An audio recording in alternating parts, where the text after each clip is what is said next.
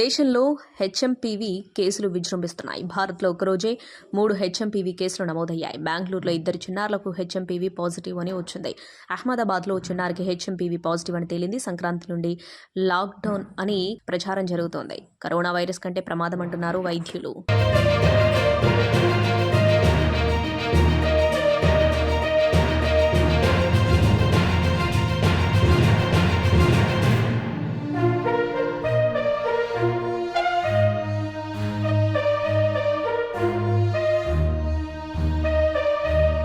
దేశంలో హెచ్ఎంపీవీ కేసులు విజృంభిస్తున్నాయి. భారత్లో ఒకరోజే 3 హెచ్ఎంపీవీ కేసులు నమోదయ్యాయి. బెంగళూరులో 2 చిన్నారులకు హెచ్ఎంపీవీ పాజిటివ్ అని వచ్చింది.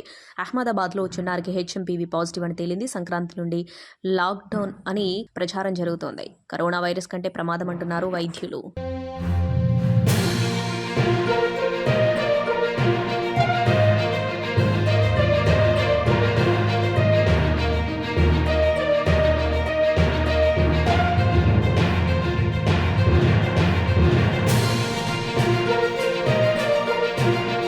Hi everybody, this is Kiriti Damaraju. Like, share and subscribe to Saira TV. Oh, Saira!